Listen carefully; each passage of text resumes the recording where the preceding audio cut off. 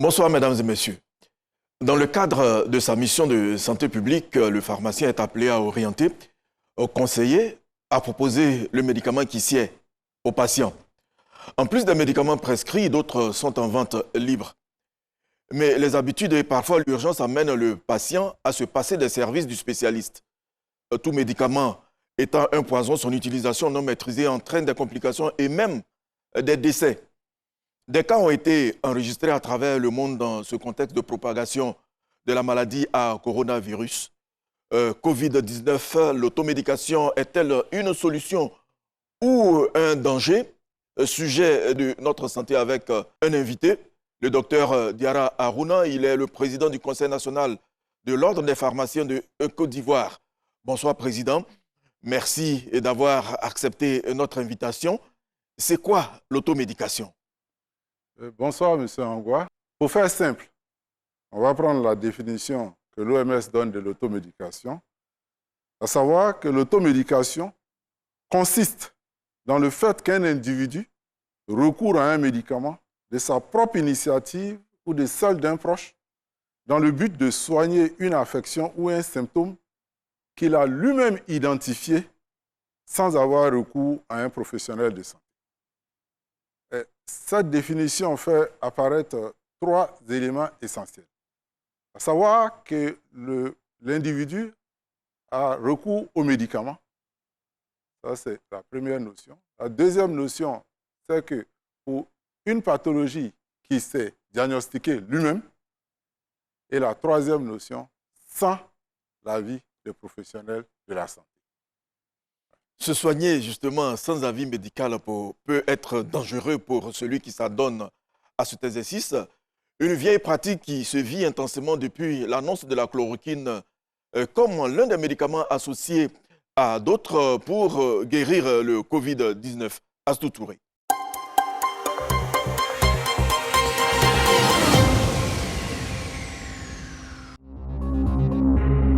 En cas de fièvre ou de douleur quelconque, les malades très souvent ont recours à l'automédication. Quand tu as un peu mal, tu as les malaises à la maison et tout. Bon, quand il y a des petits médicaments comme les paracétamol, la soulage, quand tu prends, ça te fait bien. Tu n'es pas obligé d'aller à la pharmacie ou encore à l'hôpital. En officine, certains médicaments comme le paracétamol peuvent être vendus sans ordonnance, mais avec l'avis du pharmacien. Normalement, on doit venir avec une ordonnance. Mais il y a un décret de 1994 pour permettre l'accès des médicaments aux populations en instituant la promotion des génériques, en instituant le déconditionnement à l'officine, a permis aussi des conseils par les professionnels de santé que sont les pharmaciens en officine. La prise de médicaments dans le cadre d'une automédication peut masquer certains symptômes et fausser l'interprétation des résultats biologiques. Le commun du mortel va soigner le signe. C'est-à-dire, j'ai mal à la tête, j'ai fait la fièvre, alors il s'en va prendre paracétamol. Mais derrière la fièvre, ou bien derrière les maux de tête, il y a la maladie même qui est là. La maladie, ça peut être un palu, ça peut être un Covid-19 par exemple, mais ça peut être des troubles oculaires. C'est pourquoi il est important de consulter le médecin pour te faire un diagnostic. Il va te lancer des examens pour trouver la vraie cause. Ensuite, il te dit prends tel médicament. Ces temps-ci, avec la pandémie du Covid-19, même dans les pays développés, il y a certaines personnes malheureusement et qui ont même perdu la vie, ont fait de l'automédication en prenant des doses qui ne répondent pas à la notification. L'automédication est définie comme la prise de médicaments sans avis médical.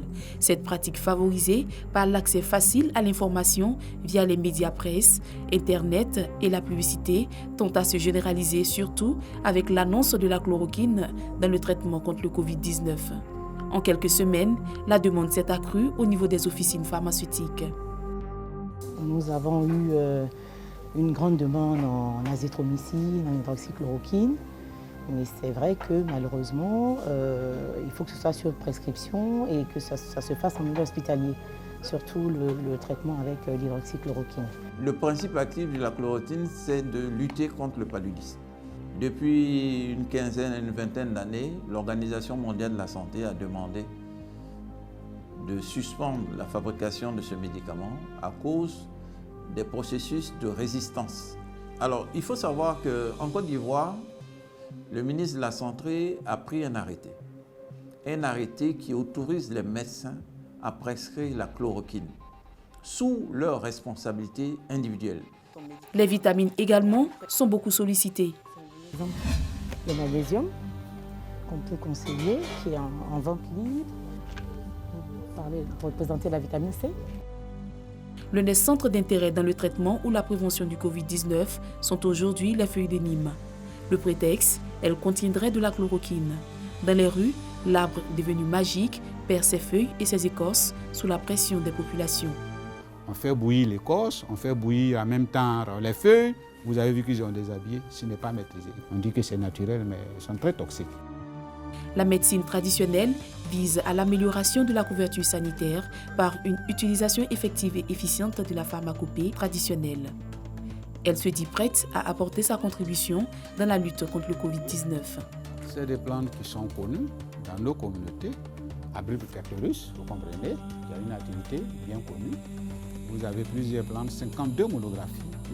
Tous les tests possibles ont été effectués sur ces plantes-là, la toxicité et autres. Les dangers liés à l'automédication sont multiples, surtout lorsque celle-ci n'est pas maîtrisée. Acteurs de la médecine conventionnelle et naturothérapeutes sont tous unanimes que se soigner sans avis médical peut entraîner des complications graves. C'est vrai que la pandémie Covid-19 fait que la population est apeurée et elle est beaucoup plus fragilisée pour accepter d'avaler n'importe quoi. Et le confinement oblige aussi les patients à ne pas sortir de la maison et à avoir recours à l'automédication. L'Ordre des médecins vient d'autoriser les téléconsultations. Les médecins pourront être en contact avec leurs patients à domicile et leur donner des conseils. Donc, c'est l'utilisation des TIC pour la santé en situation comme nous la vivons actuellement. L'automédication doit être pratiquée temporairement dans les cas bénins. Se soigner seul n'est en aucun cas conseillé sur une longue durée. Il convient de l'utiliser à bon escient, sans excès et en respectant les règles primordiales comme bien lire la notice pour connaître la posologie, les effets secondaires et les contre-indications.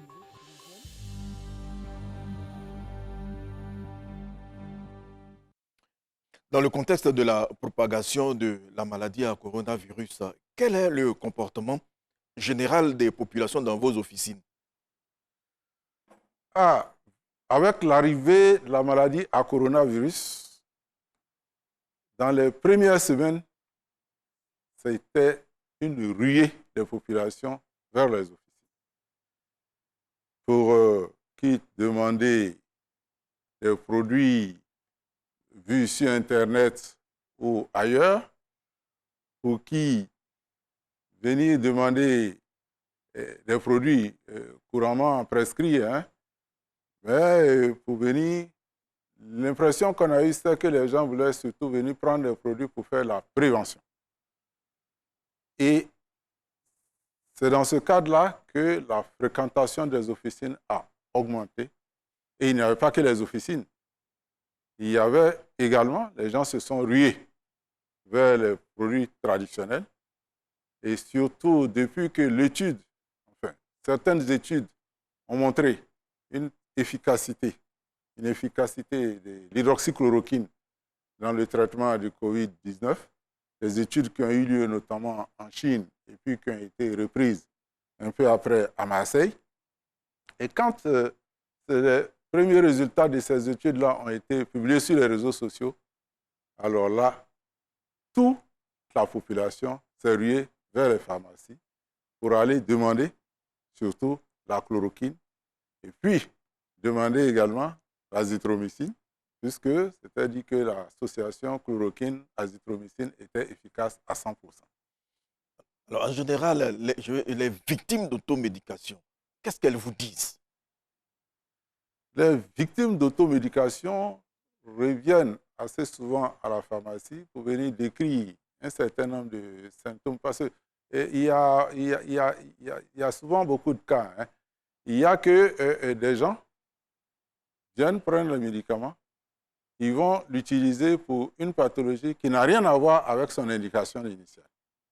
Et donc, ils viennent très souvent pour décrire des symptômes qui sont liés visiblement à un surdosage, ou bien pour décrire des symptômes qui, apparemment, vous mettent tout de suite dans une position où vous imaginez qu'il a pris le médicament qui n'a rien à voir avec la pathologie qu'il avait, parce qu'il prend ce médicament alors que la pathologie en sourdine évolue.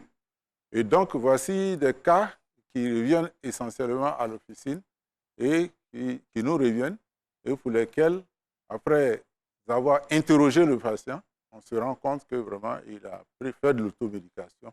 Il a pris des produits qui n'avaient absolument rien à voir avec sa pathologie et sans avis médical. Donc, quels sont vos rapports avec le médecin dans ce cas précis? Bon, dans ce cas précis, nous les orientons. Nous les orientons généralement vers les centres de santé, donc vers les médecins, en fonction des pathologies qu'ils présentent. Et si c'est un cas visiblement d'intoxication, on les oriente vers les structures hospitalières habilitées, notamment le CHU de Cocody, pour une prise en charge correcte. L'automédication, une solution? C'est une prévention contre toute maladie, surtout en cette période où sévit la maladie à coronavirus, ce qui ressort du micro-trottoir réalisé par Georgette Ido et Astou Touré.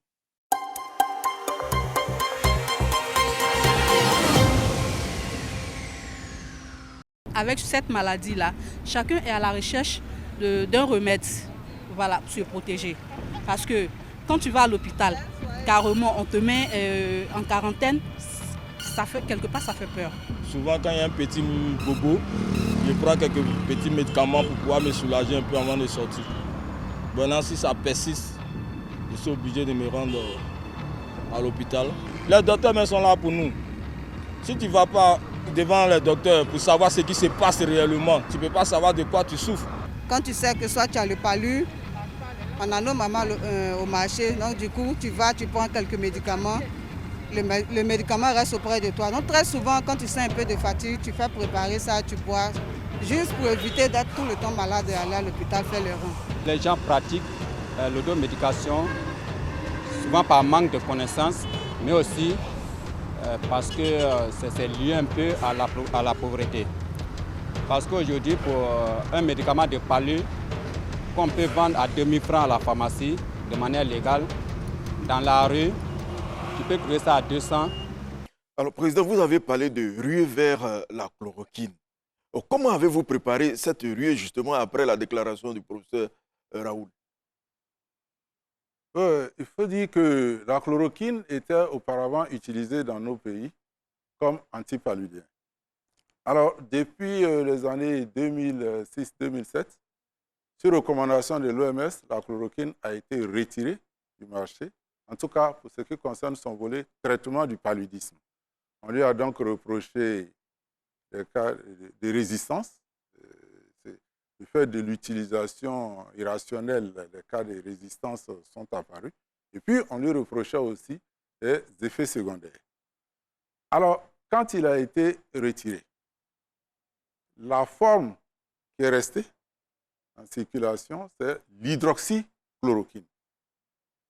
L'hydroxychloroquine, donc, est restée, mais a été soumise à prescription médicale. Quand la maladie à Covid-19 est arrivée et que les essais ont été concluants, alors les gens se sont donc rués vers les officines. Et toutes les officines n'en avaient plus, n'en avaient pas, enfin, parce que ce n'était pas indiqué dans le traitement du palu. Les quelques officines qu'il avait ne pouvaient la délivrer que sur prescription médicale. Alors, il y a eu petites combis, des ordonnances qui sont sorties, il y en a qui en ont acheté. Et nous, quand l'information nous est venue à l'ordre, on a demandé aux pharmaciens de faire très attention à la délivrance du produit parce que les quantités qui étaient demandées étaient des quantités extraordinaires. Et chacun voulait 10 boîtes, il y en a 15 boîtes pour aller garder un peu de côté, pour envoyer un peu aux parents. Il y en a même qui ont estimé qu'il fallait le prendre pour se préparer à titre préventif pour prévenir la maladie à coronavirus. Je voudrais ici très sincèrement dire que le traitement, sinon les essais qui ont été faits sur la chloroquine et n'ont pas été faits à titre préventif. Et ça a été fait dans un cadre curatif, dans un environnement bien sécurisé, et la prescription médicale et même l'utilisation en milieu hospitalier. Au jour d'aujourd'hui, la population, en tout cas, a du mal à trouver la chloroquine en officine. Et du coup, c'est le marché parallèle. Justement, il y en a qui s'en procurent et abondamment dans les circuits parallèles. Oui. Qui sont les abonnés de ces circuits? Malheureusement, avec le profil qu'on a aujourd'hui, on trouve un peu de tout. Ça va des intellectuels jusqu'à l'ouvrier, jusqu'au dernier. Tout le monde a estimé que dans les pharmacies, ils n'arrivent pas à avoir accès à la substance. Donc, et le marché parallèle s'est vite développé. On a trouvé des produits de contrefaçon grossière et qui pullulent sur les marchés et vers lesquels les populations s'orientent. Je voudrais ici interpeller nos populations pour dire qu'il faut faire très attention. Il faut faire très attention à ces médicaments qui sont vendus dans le circuit parallèle. C'est des médicaments qui n'ont aucune traçabilité. Rien ne prouve que c'est la chloroquine qui est à l'intérieur, puisque dès que la nouvelle a été répandue, tous les petits escrocs, tous les petits faussaires se sont mis à fabriquer n'importe quoi pour le mettre sur le marché noir pour intoxiquer les gens. Quel est votre point de vue sur l'utilisation des feuilles de Nîmes comme solution au Covid? Vous l'avez vu dans le reportage, des arbres déshabillés, agressés. C'est notre environnement qui en prend un coup. Effectivement, nous l'avons constaté. Malheureusement, les populations ont fini par confondre deux notions. La notion de médicaments antipaludiques et la notion de Covid-19.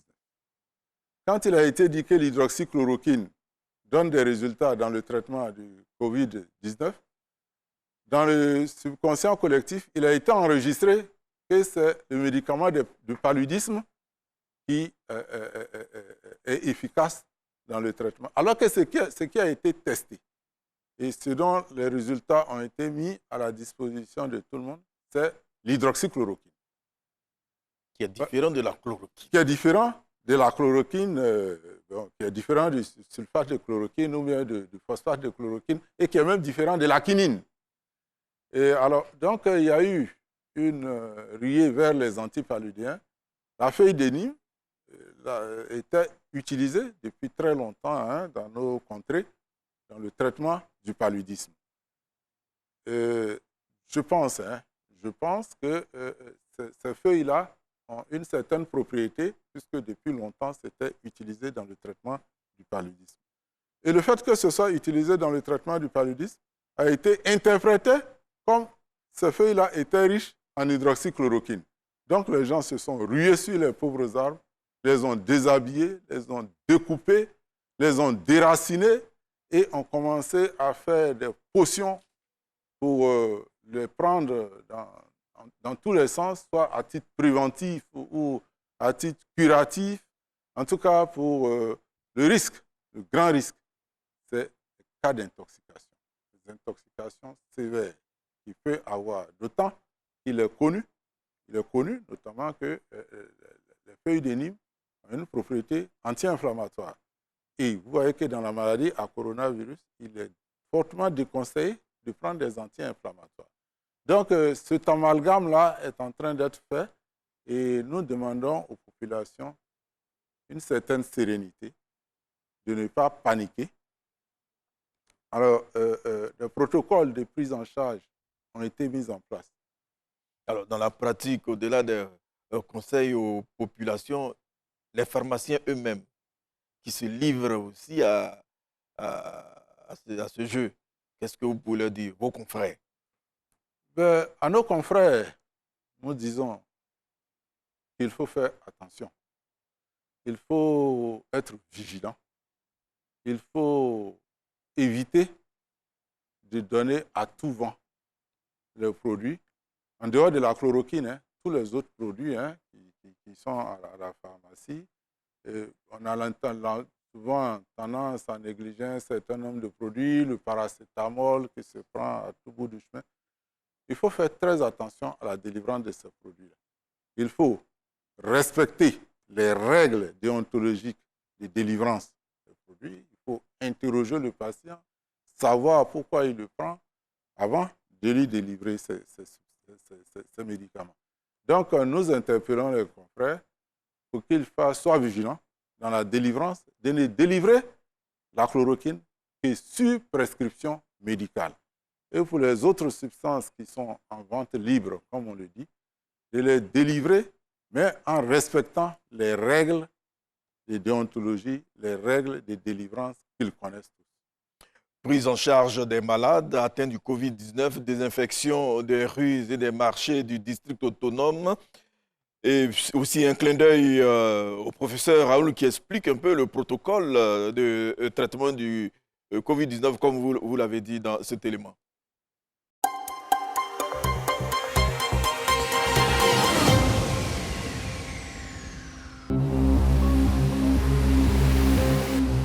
Désinfection des rues d'Abidjan. Sous la menace du coronavirus, la ville d'Abidjan passe à la désinfection à grande échelle. Annoncé par la ministre de l'Assainissement et de la Salubrité, Anne-Désirée Ouloto, les 13 communes du district d'Abidjan sont en plein toilettage depuis le lundi 30 mars. Pendant 15 jours, les agents vont intervenir sur les voies principales et secondaires de toutes les communes d'Abidjan. Après les rues, ils vont s'attaquer au marché. Cette initiative de la ministre Anne-Désirée Ouloto est un plan de riposte qui vient renforcer la lutte contre la maladie à coronavirus qui sévit en Côte d'Ivoire depuis le 11 mars.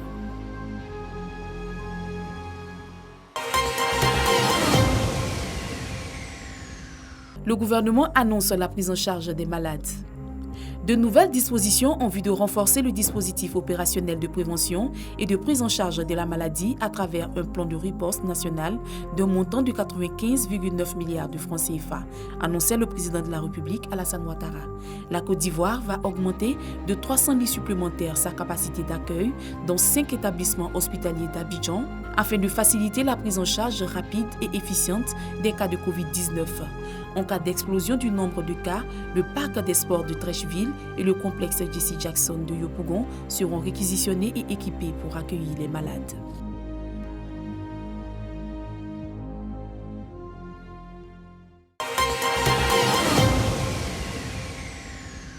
La chloroquine, c'est un médicament qu'on utilise depuis très longtemps pour les bactéries intracellulaires qui se multiplient dans les cellules comme les virus.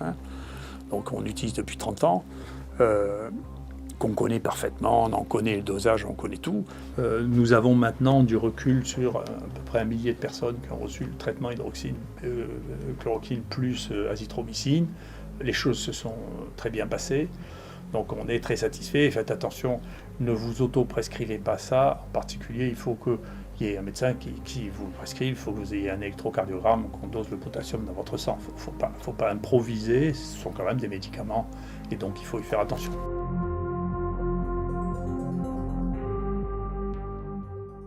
Président, nous sommes au thème de cette émission. Quelles dispositions vous, pharmaciens, vous prenez vraiment pour rassurer les populations, surtout dans ce contexte de Covid-19?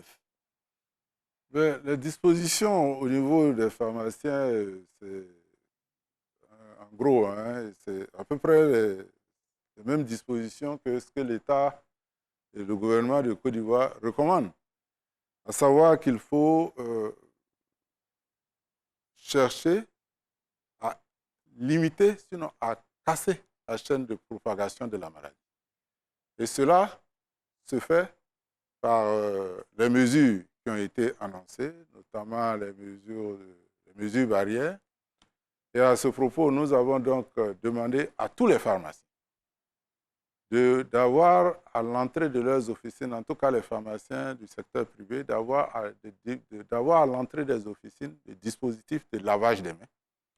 Ensuite, d'avoir à l'intérieur de la pharmacie du gel hydroalcoolique. Et puis, de respecter les mesures de distanciation. Et nous demandons aux pharmaciens de désinfecter leur local au moins une fois par semaine. Et donc, toutes ces mesures consistent à faire briser la chaîne de propagation. Ensuite, il y a l'aspect thérapeutique. Il faut que les pharmaciens respectent ces règles, notamment en termes de quantité, notamment en termes d'interrogatoire du malade pour savoir pourquoi il prend ces produits. Et il faut que les pharmaciens aussi s'impliquent dans la sensibilisation. Il faut non seulement aider à briser la chaîne de propagation, mais également, sur le plan de la thérapeutique, être présent et délivrer les médicaments dans les conditions qui puissent faire en sorte qu'on n'aille pas créer d'autres problèmes d'intoxication en voulant traiter une maladie telle le Covid-19. Merci, docteur Diarra Harouna. Je rappelle que vous êtes le président de l'Ordre des pharmaciens de Côte d'Ivoire. Un médicament qui est sorti du circuit normal devient faux. Allusion faite en particulier à la chloroquine achetée au marché noir dans le contexte du Covid-19. Ni prescription, ni assistant de spécialiste. Son usage, au même titre que les autres médicaments, représente un danger pour l'homme. Bonne suite de programme sur RTI 1.